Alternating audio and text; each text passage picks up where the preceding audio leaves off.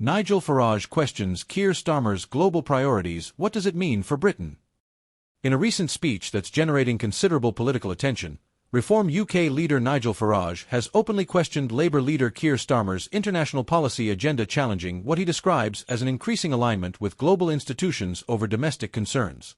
Farage's comments, delivered during a televised town hall event, come as the UK prepares for a pivotal general election that could reshape its political and economic future.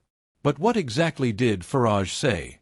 What are the facts behind Starmer's foreign policy positions? And more importantly, what could this debate mean for Britain's place in the world and at home? Let's look at both leaders' stances, and why these issues are striking a nerve with voters across the country.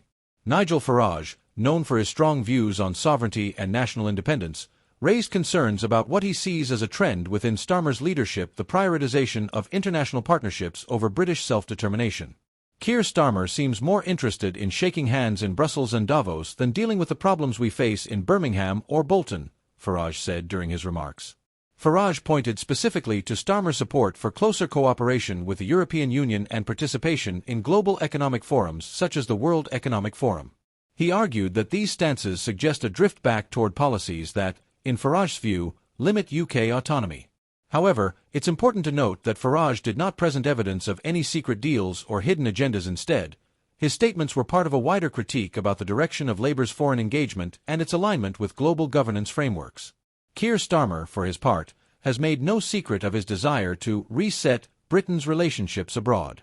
He has consistently spoken about restoring the UK's reputation on the world stage, rebuilding trade relationships with the EU, and strengthening the country's role in NATO and other multilateral organizations.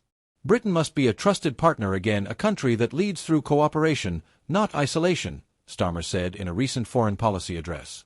He has pledged not to rejoin the EU but has proposed closer trade and regulatory cooperation to ease the burdens of Brexit for businesses and consumers.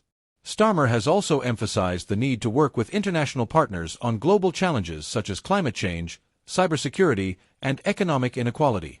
Supporters argue that this approach is pragmatic and necessary in a deeply interconnected world.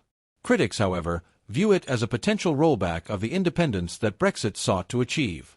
This latest exchange between Farage and Starmer highlights a broader divide in UK political thinking between those who believe Britain's future lies in deep global engagement and those who argue for a more sovereign, self-reliant path. Farage's framing taps into a strong current of voter frustration, particularly among working-class communities who feel left out of global economic gains. His message is that too much international alignment can dilute national priorities and undermine democratic accountability. Starmer, meanwhile, appeals to voters who see economic opportunity and diplomatic influence as key to Britain's long-term prosperity. He argues that the UK can be both independent and collaborative, rebuilding its global reputation while focusing on domestic renewal. Polling data suggests that the British public remains split on these issues. A recent survey by EXP0SES found that 48% of respondents support closer trade relations with the EU, while only 23% believe the UK should pursue complete political separation from international institutions. At the same time, trust in global elites, including multinational corporations and economic forums, remains low, especially among voters who backed Brexit.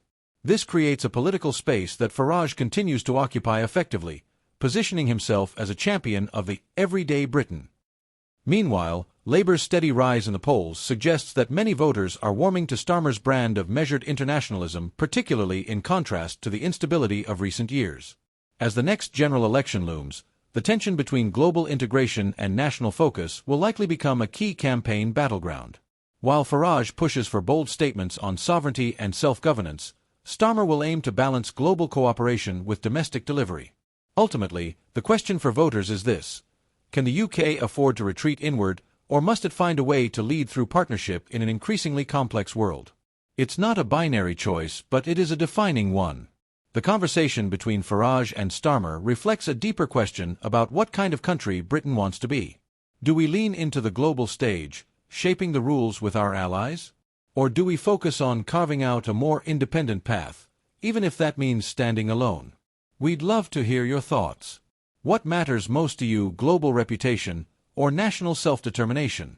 Drop your comments below and be part of this important debate. Don't forget to like, subscribe, and turn on notifications so you stay up to date on every key development in UK politics. Stay informed, stay thoughtful, and keep the conversation going respectfully.